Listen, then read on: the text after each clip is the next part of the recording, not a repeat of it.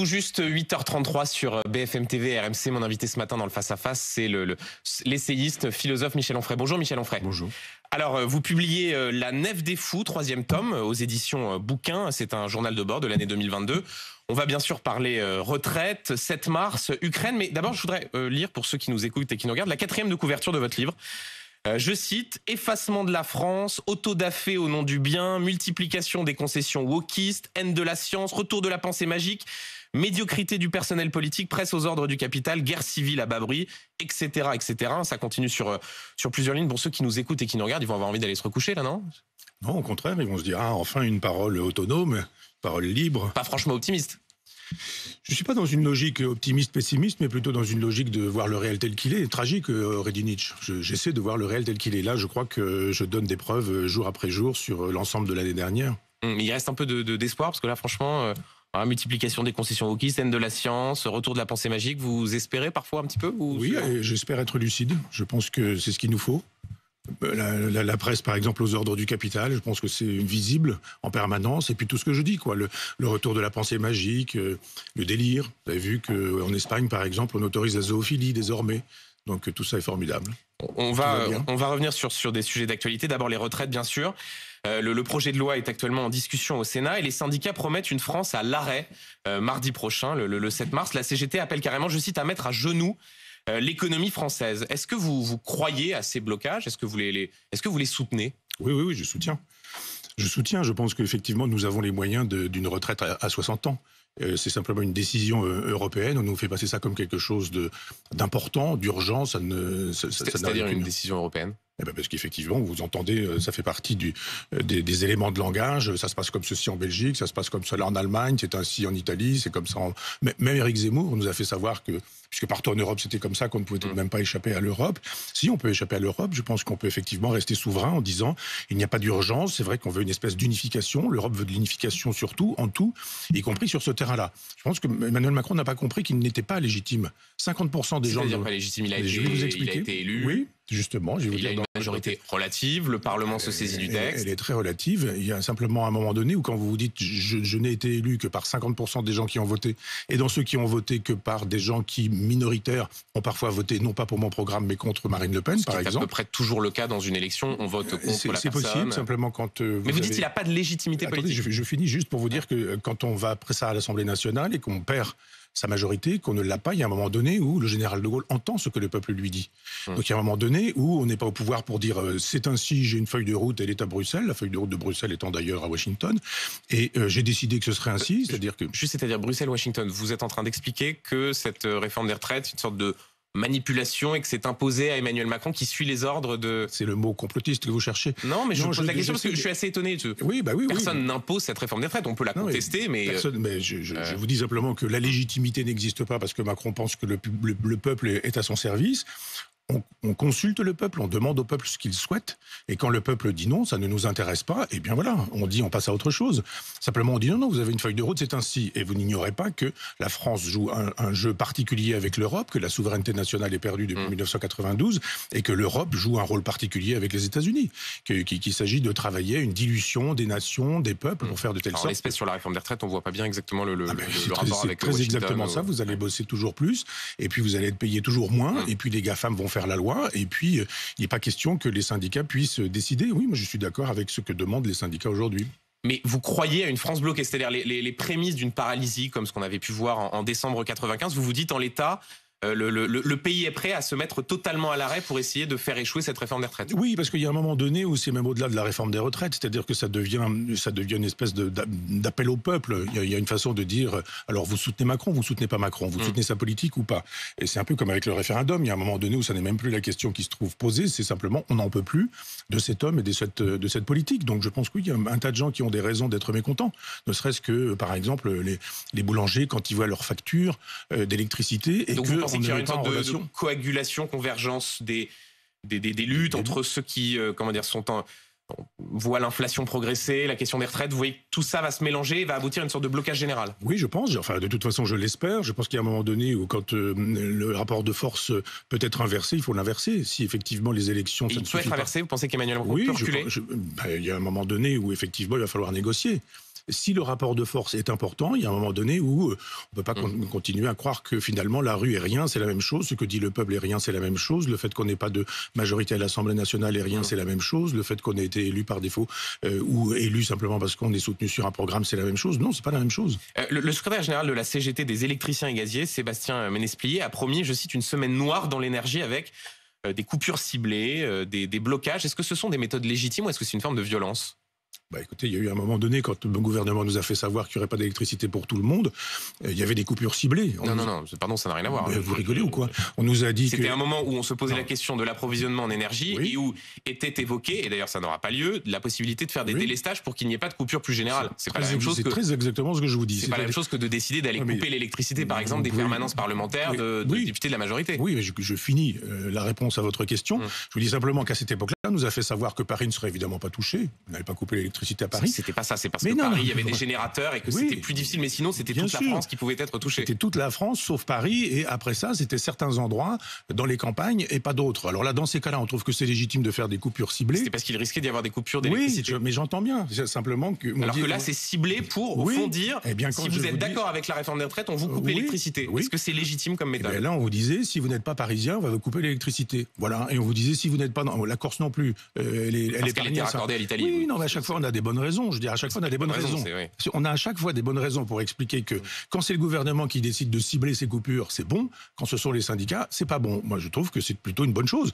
Si vous n'avez pas d'électricité et que vous êtes député ou sénateur, c'est quand même pas un problème non plus, puisqu'on estimait que les Français allaient pouvoir se priver d'électricité. Il n'y avait aucun problème pour priver les Français d'électricité. Mais là, il faudrait qu'éventuellement un député ou un sénateur puisse disposer de leur ordinateur ou de leur grille-pain 24 heures sur 24. C'est quand même pas un problème non plus, ça. Méthode légitime pour vous. Face à ce risque de blocage, le gouvernement dramatise. Je voudrais vous faire écouter ce que disait le porte-parole du gouvernement, Olivier Véran, mercredi, avec de drôles d'arguments. Écoutez. Mettre le pays à l'arrêt, c'est prendre le risque d'une catastrophe écologique, agricole, sanitaire, voire humaine, dans quelques mois. Mettre la France à l'arrêt, ce serait négliger la santé de nos enfants. En philosophie, c'est ce qu'on appelle une sorte de sophisme, non? C'est ça? C'était des arguments pas tout à fait... Pas forcément philosophie, ça s'appelle une bêtise.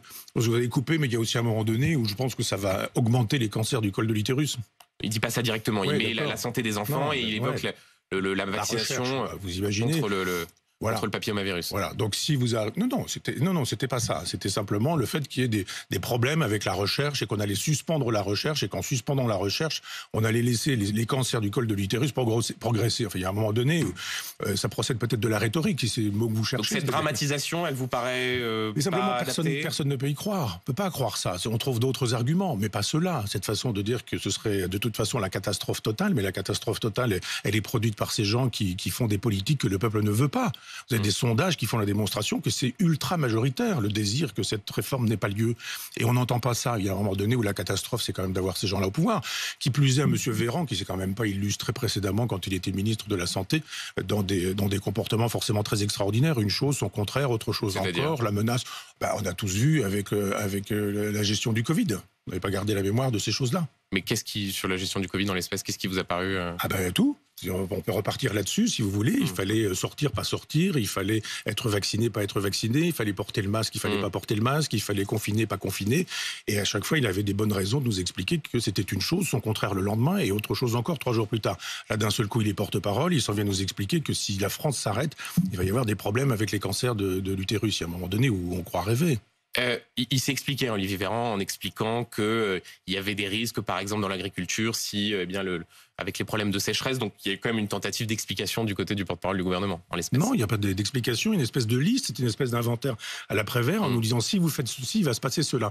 Et là, on avait droit à tout. Il y a un moment donné où c'est presque risible. Il n'y avait aucun problème, je vous le rappelle, quand il s'agissait pour le gouvernement de faire des coupures d'électricité ciblées. Là encore, Michel Onfray, ça n'a rien à voir. Mais si, ça a beaucoup à voir. Je vous dis que quand on nous a fait savoir... de problèmes d'approvisionnement. Oui, mais il y avait aussi des risques de problèmes d'approvisionnement, mais il y avait aussi la possibilité pour des gens qui avaient des assistances respiratoires de ne pas être fournis en électricité. Il n'y avait aucun problème ici pour imaginer qu'on pouvait sacrifier. C'était très concret. C'est-à-dire d'un côté, on nous dit attention au col de l'utérus, et puis de l'autre côté, on nous disait les vieux qui ont besoin d'assistance respiratoire, tant pis s'ils n'ont pas d'électricité. C'est pas tant pis s'ils n'ont pas d'électricité, c'est s'il y a risque de délestage, il y aura des registres. Enfin, on ne va pas refaire le débat là-dessus. En tout cas, le fait est que ces délestages n'ont pas lieu. Sur les retraites encore, il y a une bataille d'opposants entre la NUPES plus particulièrement Jean-Luc Mélenchon et Marine Le Pen. Si on prend dans l'ordre, bon, d'abord Jean-Luc Mélenchon, vous êtes très dur avec lui, hein, notamment dans ce livre. Comment est-ce que vous jugez sa partition aujourd'hui? Il braque les syndicats, mais reste le plus audible à gauche? Non, je pense que c'est quelqu'un qui fait une carrière personnelle, qui n'a aucun sens de l'intérêt général et du bien public. C'est quelqu'un qui a été pendant 25 ans défenseur de Maastricht, sénateur socialiste. Il avait été trotskiste précédemment, il a été compagnon de route du PC, maintenant il ne l'est plus. Il est dans des logiques islamo-gauchistes, il est prêt à tout pour arriver au pouvoir. Je dis simplement qu'il n'a aucun souci de la France et des Français. Je ne suis pas dur avec lui, j'examine un peu ce qui... il y a un moment donné où quand les gens se comportent comme des gougnafiers, on peut le dire. Des gougnafiers. Oui, on n'est pas obligé d'imaginer que Mélenchon a raison, surtout quand il change d'avis 3 fois par Donc il n'est pas apte à porter la voix de ce mouvement social, du mouvement politique contre la crête. Il n'est pas crédible. Je veux dire, à chaque fois qu'il parle de Macron, il vocifère, et le jour où il rencontre Macron à Marseille, il dit mais on est très copains, on est très amis, n'est-ce pas, Monsieur le Président? Mais oui, bien sûr, etc. Et quand vous voyez la France Insoumise chanter le chant des Gilets jaunes, on est là à l'Assemblée, vous qui défendiez les Gilets jaunes, ça doit vous faire plaisir? Non, parce que je trouve que c'est dommage. Comment? Sans dommage. Sans dommage. Une sorte d'hommage. Ah oui, de toute façon, non, c'est pas un hommage. Ces gens-là ont confisqué les Gilets jaunes. Moi, j'ai défendu les Gilets jaunes, je les défends encore aujourd'hui. Je dis simplement que quand les Gilets jaunes ont été sur les ronds-points, ça a été formidable. Quand ils ont répondu aux sirènes, justement, de Mélenchon et des siens, en disant il faut aller à Paris, il faut des pavés, il faut envoyer des pavés sur la tête des CRS, etc., avec les Black Blocs qui sont instrumentalisés aussi bien par Castaner que par Mélenchon et quelques autres gauchistes, je me dis non, ces gens-là n'ont pas servi le peuple, ils se sont servis du peuple. Donc je pense que là, c'est une logique médiatique. Ils savent bien qu'il y a des caméras, qu'on va reprendre ça, et que tous les jours, quand il s'agit d'attirer l'attention sur soi, tout est bon, y compris de dire que la Marseillaise est un chant fasciste, par exemple. C'est pas tout à fait ce qu'est dit par Jean-Luc Mélenchon. C'est Madame Rousseau qui le dit, donc elle fait partie de la NUPES. C'est pas exactement comme ça non plus. Elle a fait savoir que quand des gens quittaient l'Assemblée nationale en chantant la Marseillaise, ça faisait le jeu de l'extrême droite. Vous faisiez référence au fait que notamment le Rassemblement national aussi se levait. Et les rassemblements nationaux, ce sont des fascistes. Non, mais justement, on enchaîne sur Marine Le Pen. Il faut dire que tant dans votre livre que dans vos commentaires, vous l'épargnez plutôt. Est-ce que vous considérez que pour le coup, là, c'est la grande gagnante du moment politique? Non, je ne sais pas pourquoi vous dites que je l'épargne. C'est-à-dire qu'à chaque fois que je dis quelque chose de désagréable sur Marine Le Pen, vous l'oubliez.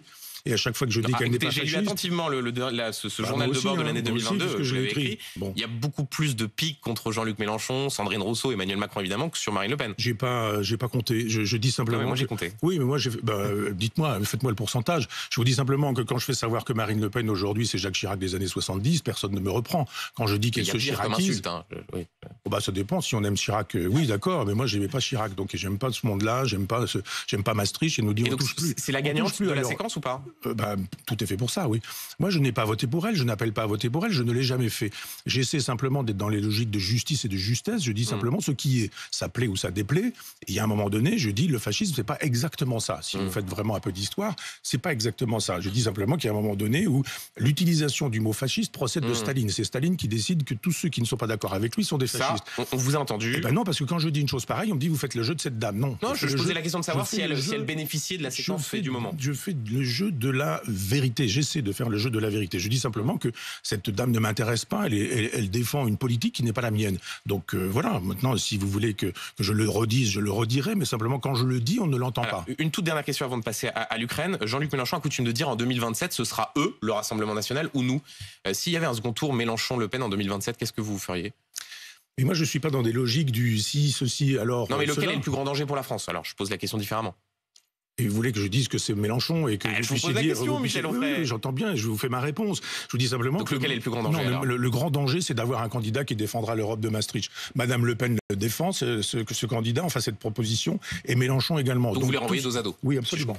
Sur l'Ukraine, ça c'est beaucoup plus juste. Voilà, on essaye d'être juste. Si vous permettez. Sur l'Ukraine, je voudrais revenir sur certaines de vos expressions récentes. Vous dites le 26 janvier, si vous rentrez dans une coalition contre la Russie va s'occuper de nous. Autre phrase que l'on vous doit, le 9 février, cette guerre a été fabriquée et nous tombons dans le panneau. Concrètement, qu'est-ce que ça veut dire? Il faut arrêter d'aider l'Ukraine, d'envoyer les armes? Vous allez un peu vite et vous allez un petit peu court. Je pense simplement que si on ne fait pas un travail journalistique, c'est-à-dire c'est bien ou c'est pas bien, mais qu'on fait un travail de philosophe, on se demande comment les choses en sont arrivées là. Pourquoi est-ce qu'il y a cette guerre aujourd'hui? Cette guerre a été fabriquée? Ça fait 10 ans qu'elle existe. Ça fait 10 ans qu'elle existe. C'est fabriqué par qui? Par vous, en partie. Par les médias? Non, je dis en partie. J'ai dit en partie. C'est les journalistes qui ont fabriqué la guerre en Ukraine? Si vous ne me permettez pas de répondre, ça ne va pas le faire. Je vous dis simplement que tout a été fait pour qu'on arrive dans ce couloir d'étranglement, ce goulot d'étranglement qui fait qu'à un moment donné, on dit « Ah ben regardez, hein, ce type est un sale type ». Et moi, j'ai jamais dit du bien de Poutine. Très tôt, j'ai vite dit. Absolument. J'ai même dit dès le départ que c'était de l'impérialisme, que c'était ça. Très tôt, dès 2015. Et dès le départ, absolument. Quand on nous dit que machin et bidule est fasciste parce qu'il a voté Le Pen, je dis si vous voulez aller voir un fasciste, il y en a un, il s'appelle justement Poutine, parce qu'il est dans une logique impérialiste. Oui, mais quand vous dites si voilà, au fond la Russie va s'occuper de nous, qu'est-ce que ça veut dire? Il faut que vous dites c'est pas notre guerre, il faut qu'on arrête d'aider l'Ukraine et Volodymyr Zelensky. Il y a combien? Il y a 200 guerres à peu près tout de suite sur la planète. Pourquoi on s'occupe de celle-ci et pas des autres? Pourquoi, par exemple, on s'en va pas déloger les Chinois du Tibet? Un certain nombre de valeurs. L'Ukraine, c'est l'Europe. C'est l'Europe. C'est l'Europe. Mais je veux dire, oui, c'était aussi l'Europe quand les États-Unis ont bombardé la Serbie.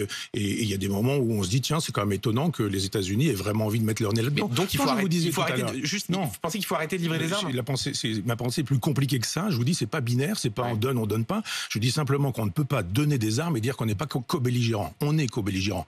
Un jour où vous donnez un tournevis à l'armée ukrainienne, vous êtes déjà co-belligérant. Donc je dis, les guerres peuvent se décider avec l'Assemblée nationale et avec le Sénat. Et donc Vladimir Poutine va s'occuper de nous, c'est ce que vous dites? Oui. Qu'est-ce que ça veut dire?